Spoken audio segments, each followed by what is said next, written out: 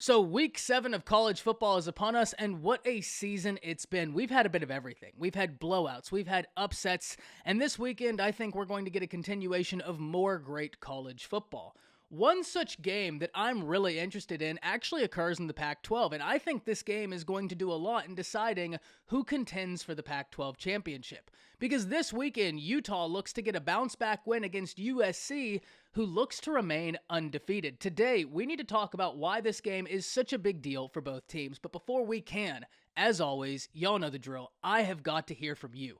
Hop down to the comments, give me a Y for yes or an N for no. Do you believe Lincoln Riley and the USC Trojans remain perfect after this weekend? And let me know what you're thinking. If you're new to the channel, be sure to subscribe. Hit that bell notification as I do constant college football content. You don't want to miss any of it. And if you enjoyed the content, be sure to like and comment down below, as those interactions may seem small, but they are massive to content creators such as myself. But having said that, let's jump right into this.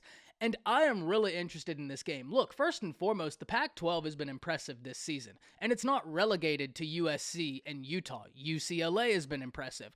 Washington was one of the more exciting teams in the nation, in my opinion, and I'm really interested to see how their season continues. But if we focus in specifically on this game has got it all. You have Utah with Kyle Whittingham as the head coach, who's an experienced head coach within the Pac-12, who's experienced with Utah, and we've come to expect Utah to be one of the better teams in college football on a year-in, year-out basis, something they've been able to do. On the other side of the aisle, you have USC, who has all the momentum in the world going in their favor right now. Lincoln Riley may be in his first year as the head coach of the Trojans, but that's not diminishing what they're doing on the field. When you look at the Trojans right now, they're clicking, and they're getting better every single week, and they're coming off of a good win against Washington State. However, this would be the best win to date for the Trojans if they're able to down Utah, and more impressive, they'd be downing Utah in Utah. So this is a game I'm really interested in for several different reasons. First and foremost, I want to know how each team responds.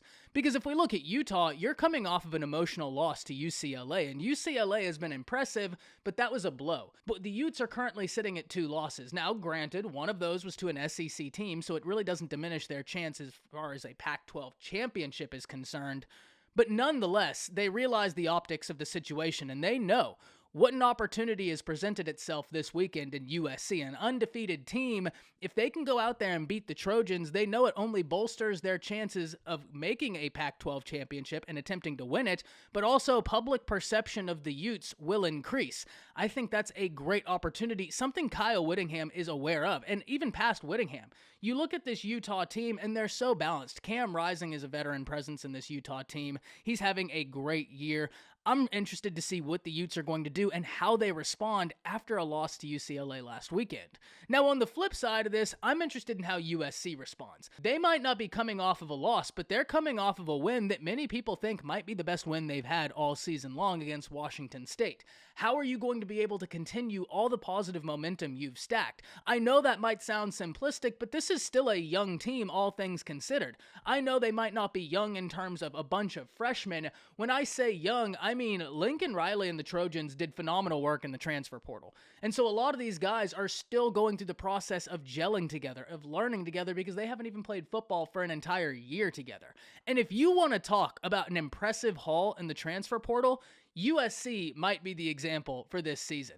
Because when we look at it, their leading passer is Caleb Williams, who they got out the transfer portal. Their leading rusher is Travis Dye, who they got out the transfer portal. Their leading receiver is Jordan Addison, who they got out the transfer portal. Whoever is leading in tackles, would you imagine it's an individual they got out the transfer portal, and Eric Gentry. And even funnier than that, the guy who's number 2 in tackles on USC, another individual they got out the transfer portal, Shane Lee. Number 1 in interceptions on the team, Mekhi Blackman, out the transfer portal. And if you look at the wide receiver stats for USC, the top 5 receivers for the Trojans up to this point, all individuals they got out the transfer portal. All of this highlights the work USC did in the transfer portal and how impressive it was, because they got guys they liked, and those guys have came in and been successful. One of my favorite transfer portal acquisitions of the entire offseason was actually Eric Gentry. When you look at Eric Gentry and his time spent at Arizona State, he was one of the more intriguing players in all of college football. And whenever he transfers to USC, USC gets a bit of a rare combination.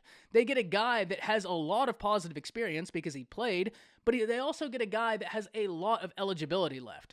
because Eric Gentry was so young. That is something rare. If you can find it in the transfer portal, you've done a great job. But all of this goes to highlight how much positive momentum is going in USC's favor. Because as much as we can say the positive momentum started in the year, I think the positive momentum for USC started in the offseason. Look how well they're recruiting. Look how well they did in the transfer portal. All of those things contribute to positive momentum. Now, how you capture that positive momentum during the season, well, that's an entirely different question. A question for USC that up to this point, we have the answer for. They did so successfully, and it has been really fun to watch. So this weekend provides the biggest test for Lincoln Riley and USC this year. They're going up against a Utah team that we know is disciplined. We know that Kyle Whittingham is the head coach.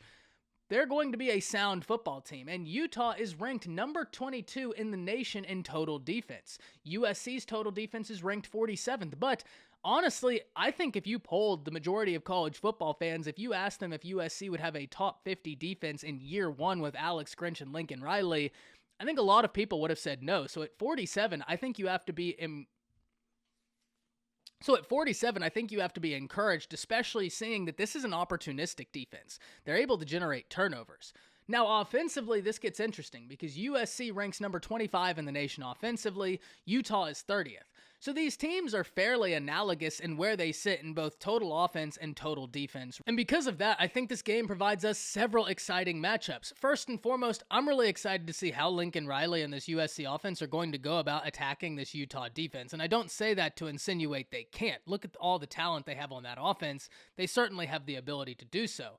But Utah's defense is a good defense. They rank as a top 25 defense in the nation, so I'm interested in seeing how this game plan looks.